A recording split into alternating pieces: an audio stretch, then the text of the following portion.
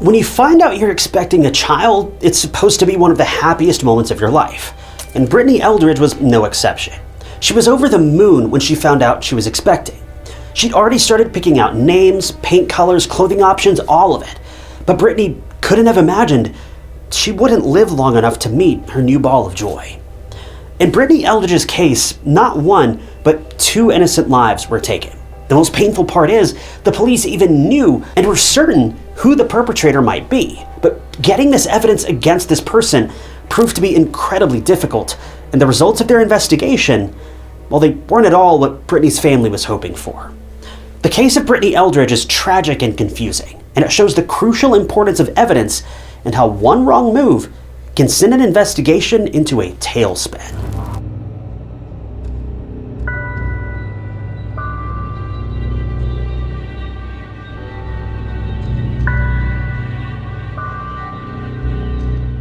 Welcome to True Crime Stories. I'm your host, Ty Knotts, and I post new true crime documentaries every single week. So if you like what you see, be sure to subscribe. It's completely free and it just lets you know when I post new videos. But Brittany Carolyn Eldridge was born on January 13th, 1986, to parents Robin Owens and Jeff Sherwood.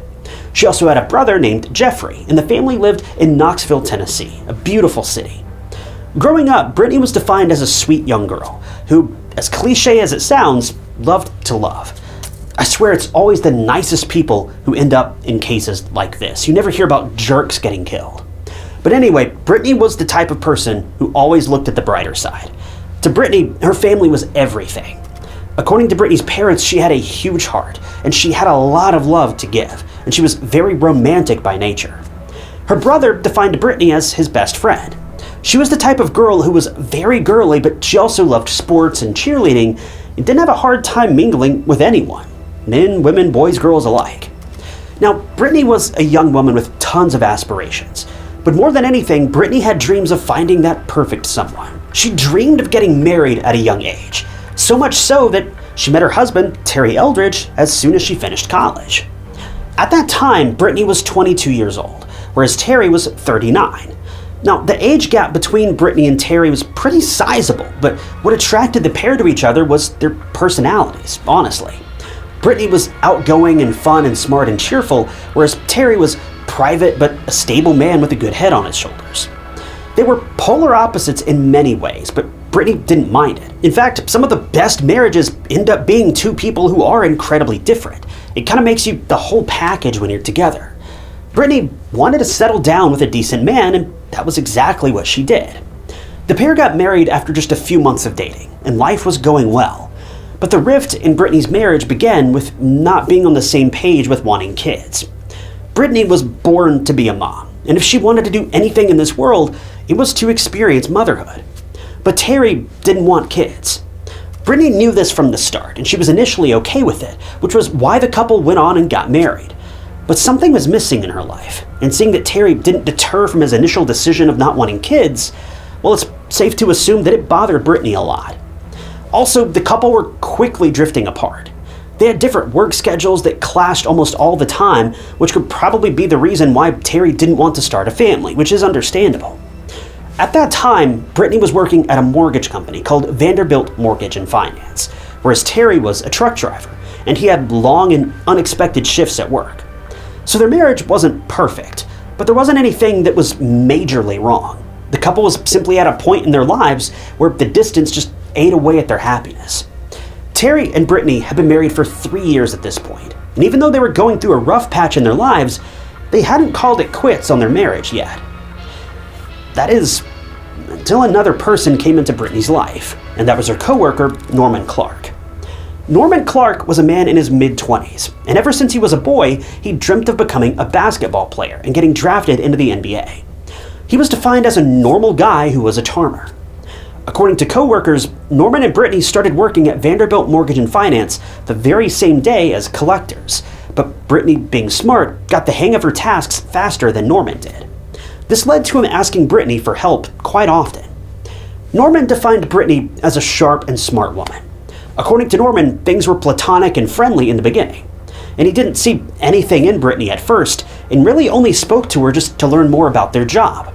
But as they started spending more and more time together, Norman and Brittany formed an instant connection, and they just clicked. But there was one problem. 25-year-old Brittany was married at that time. But just 8 months later, things would take a turn.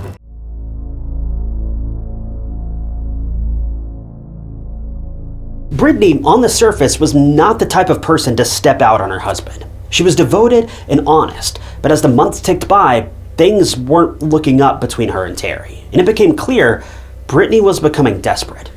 Desperate to feel love again, connection, and to feel alive. Well, just 8 months later, you guessed it, the friendship between Norman and Brittany turned into something more. And before you knew it, Brittany and Norman were an item. A secret item, but an item nonetheless. Norman knew about Brittany's marriage, and the two decided to keep their affair hush-hush. They would only meet outside of work and communicate secretly. But things weren't kept a secret forever, and soon in February of 2011, Terry found out about Brittany's infidelity. He was heartbroken and very hurt by this, and rightfully so, and it was then that the couple decided to separate. Brittany moved out of the home that she shared with Terry and got an apartment at the Cross Creek apartment complex off Western Avenue in Knoxville, Tennessee. Meanwhile, Terry initiated the divorce process. Now that their affair was out in the open, Norman and Brittany saw each other more and more, until things took another turn.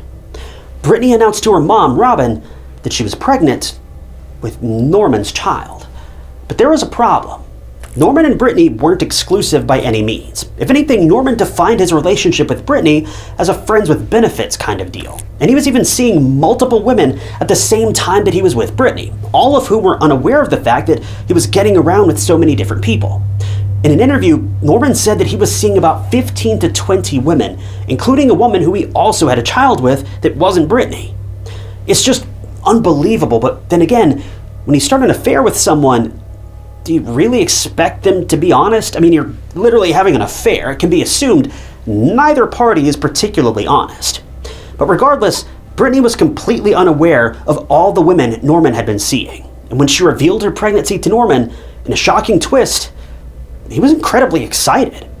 See, even though Norman was a bit slimy, to put it mildly, and not exactly the type of man who you'd want to settle down with anytime soon, well, he still loved being a father, and he was responsible as far as that goes.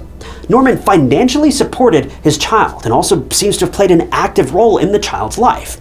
He wanted to do the same with Brittany and her child. He just didn't want to dedicate his life to her forever. Her child, sure, but her, not so much. So the pregnancy progressed as normal, and before long, Brittany was officially divorced from Terry.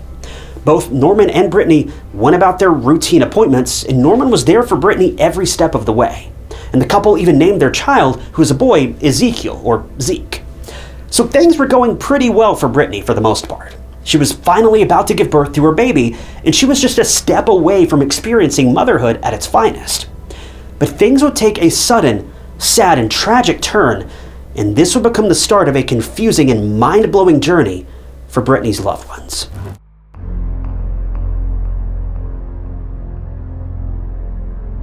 Brittany was due to give birth in December of 2011, and in the meantime, she was still working at Vanderbilt Mortgage and Finance. But one day, on December 13th of 2011, just 2 weeks before her due date, Brittany didn't show up for work, and this was concerning for her coworkers. First, Brittany would never just take a day off without prior notice, but if she had, then maybe it meant something was wrong, because she was almost full term and her coworkers feared that she might need help. One of Brittany's coworkers, good friend and seemingly the only person who knew about her affair with Norman, Andrea, actually went to Norman's and notified him of Brittany's absence, and suggested that he call Brittany's mom, Robin, just to see if everything was okay with her. Norman called up Robin immediately and asked whether or not she'd seen Brittany. This got Robin on the edge and filled with worry, and she decided to go and check up on Brittany at her apartment. But as soon as Robin reached the apartment and walked up to the door and twisted the knob, the door just kind of fell open. It was unlocked, and it set even more dread in Robin's mind. As she entered the apartment, the first thing she saw was the living room, and it was a mess. Brittany's TV, which was mounted on the wall, was lying on the ground, badly damaged. 2 laptops were on the floor, and Brittany's dumped-out purse was nearby too. Robin didn't need any more assurance to know that something bad had happened, and before she stepped in further, she knew she had to call the police. When she dialed 911, the dispatcher instructed Robin to go back inside and check up on Brittany to see if she was in there, and if she was okay. And Robin did, which would turn out to be a grave mistake. When she made her way into her daughter's bedroom, she heard something. It was the sound of running water. With her phone on one ear and her heart in her throat, she opened the bathroom door and saw her daughter, Brittany, lifeless inside the overflowing bathtub. Robin immediately ran out of the house, and police officers were already on their way to 25-year-old Brittany's apartment, which was now a crime scene, and a horrific one at that. Can you imagine what Robin felt when she saw her daughter lying there in her bathroom? It's something no parent should see, and traumatic doesn't even begin to describe it. As soon as police officers arrived, they taped off the apartment and went straight into the bathroom. Brittany had lost her life, and her cause of death was strangulation. But that was not all. Brittany also had injuries to her neck, and it didn't take more convincing for the police to realize that Brittany's passing was just horrific. What was even more heartbreaking was that Zeke, he didn't make it either.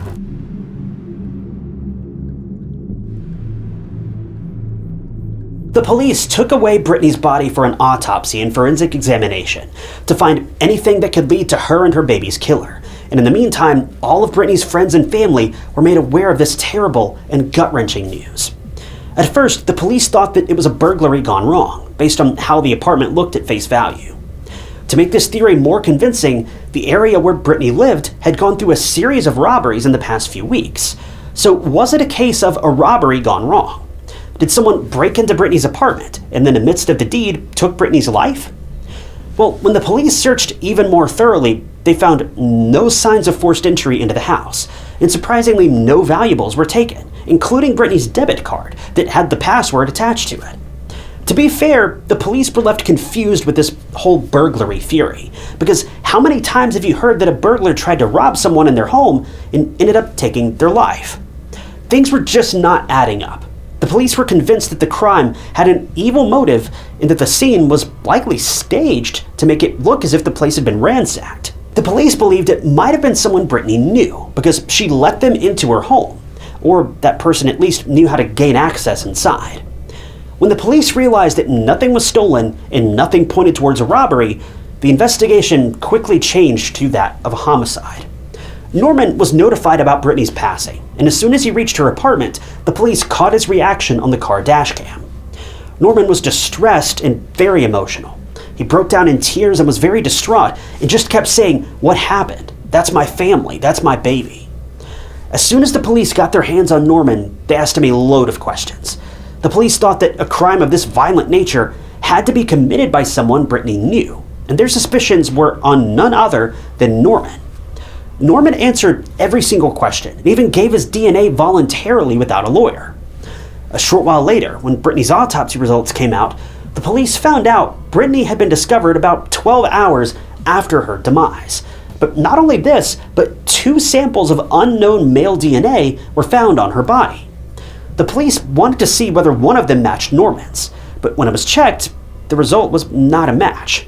The DNA found on Brittany didn't match Norman's, the police's main person of interest.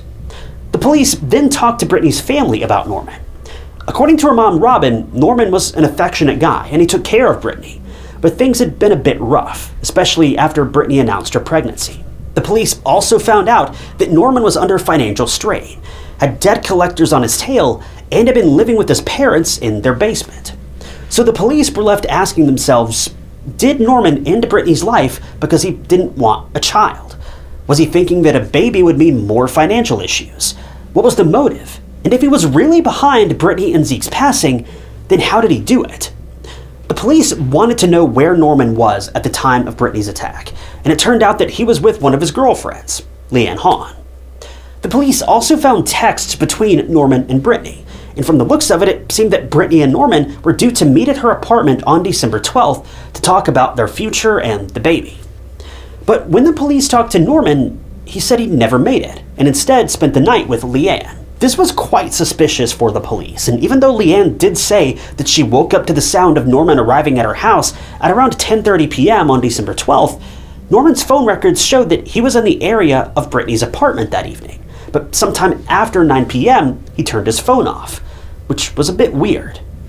In the meantime, the police also went over to speak with Terry, Brittany's ex-husband, and he was quickly cleared since he wasn't even in town at the time of her attack. His DNA was also checked against the two samples found on Brittany's body, but it wasn't a match.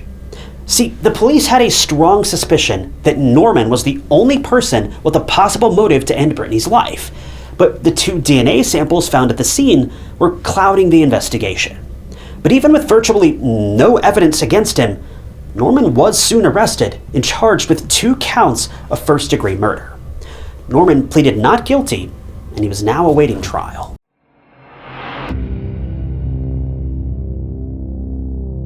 The trial of Norman Clark was intense, not only because there was so much at stake, but also because there wasn't just one trial, but 2. The first trial was held in August of 2015, almost 4 years after Brittany and Zeke's passing. According to the prosecution, Norman was knee-deep in financial debt, and having another child with a woman he wasn't even exclusive with was not in the cards for him. So he went to meet Brittany on December 12th, as mentioned in the phone records, and there he ended her life by attacking her from behind in her bathroom and staged her apartment to look like there was a robbery. According to the evidence the prosecution has, everything ticked all the right boxes. There's motive for Norman, and his phone activity showed his location to be near Brittany at the time of the attack. Also, Norman only had a partial alibi, so it can't be said for sure where he even was, and there was no forced entry, corroborating the fact that Brittany was attacked by someone she knew, and she likely let the person in. The only thing the prosecution felt was missing was the fact that the DNA at the scene didn't match with Norman's. Who did that DNA belong to? Well, the prosecution believed that Norman had an accomplice who helped him carry out the vicious attack on Brittany and their unborn baby.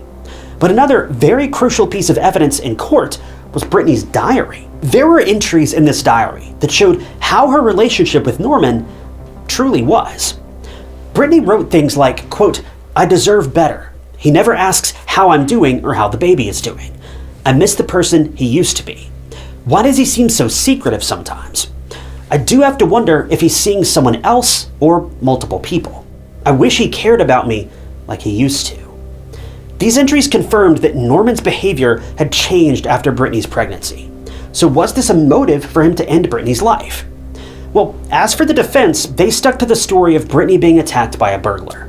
Their only solid piece of evidence was the absence of Norman's DNA at the crime scene. The defense claimed that for Norman to attack Brittany, his DNA should have been present at the crime scene because it clearly looked like a struggle had taken place. Also, according to the defense, Norman wouldn't have had a lot of time to commit the crime, change out of his clothes, which would have been soiled during the struggle, dispose of them and the weapon, and then stage the scene and leave the house without leaving any trace. The defense also stressed that the unknown DNA on Brittany's body belonged to the burglar, and that the police did not thoroughly look into this detail. Essentially, the defense was painting the picture that the police were after an innocent man who loved his children and Brittany too. He didn't abandon her, he wasn't violent towards her. Yes, they had their occasional fights, but who doesn't? As for Brittany's diary entries, the defense swept them aside by saying that they're all vague and don't necessarily show any signs of abuse or violence. And they're not wrong. But anyway, after testimonies from Brittany's family and other people, the jury deliberated for almost a full day before the verdict came out. The result was a hung jury. The verdict was 11-1 in favor of not guilty for Norman. So the torment for Brittany's family wasn't over, and the prosecution decided to try to charge Norman again. This meant that another trial and its preparation were underway. To think that Brittany's family was trying so hard to find answers about their daughter's unfortunate passing, and they were unsuccessful after all this, it's just devastating. But the second trial was held in 2017, and everything was the same. The evidence, the jury, the proceedings, everything. The only difference was Norman's defense attorney. He requested new legal counsel in the second trial. His attorney in the first trial was Greg Isaacs, whereas now he was being represented by Kit Rogers, a former Knox County prosecutor. This time, the jury took 4 to 5 days to deliberate, and when the verdict was announced, it was a mistrial yet again. Out of the 12 jurors, 11 of them were in favor of the guilty verdict this time, whereas 1 was convinced that Norman was not guilty. I mean, what a change of verdict, but since the jury hung and the decision wasn't unanimous, Norman couldn't be charged with anything. Now, you would think that the prosecution would go ahead and book another trial. But this time around, the Knox County District Attorney General, Charm Allen, came to a decision in January of 2018 and decided not to charge Norman Clark a third time.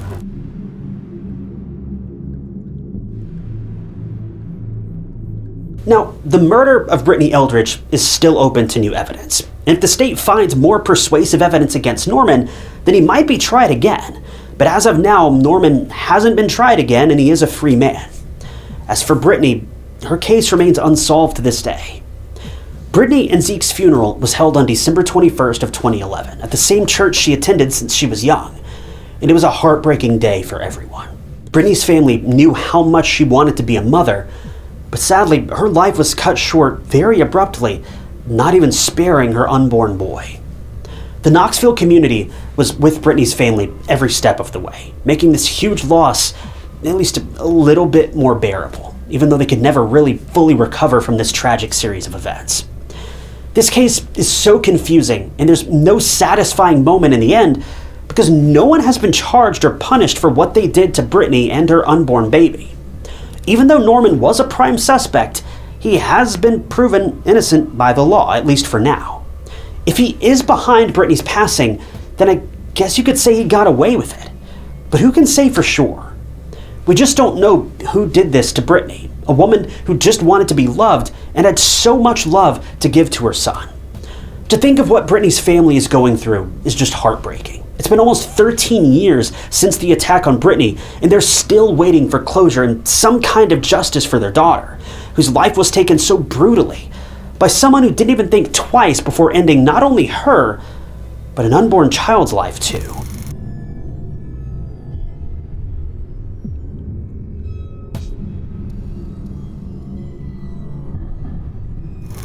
Thank you guys for tuning in to another episode of True Crime Stories. I wanted to give a special thank you to a couple channel members, including Wired for Imagination and Carol Lingette Fortune. If you also want to become a member of the channel, you'll gain access to new videos sometimes days or weeks before they're uploaded to the public, and it is a great way to support the channel and help out. And I really appreciate all of you that have decided to do that. If you want to join, you can click that big join button below the video, or find the link down in the description. And don't forget, True Crime Stories t-shirts are also now available, and you can grab one of those from a link down in the description as well. But as always, if you enjoyed this video, check out this other interesting case I covered, and don't forget to subscribe. It's completely free and it just keeps you up to date with all my future videos. But my name is Ty Knotts, and I'll catch you guys in the next one.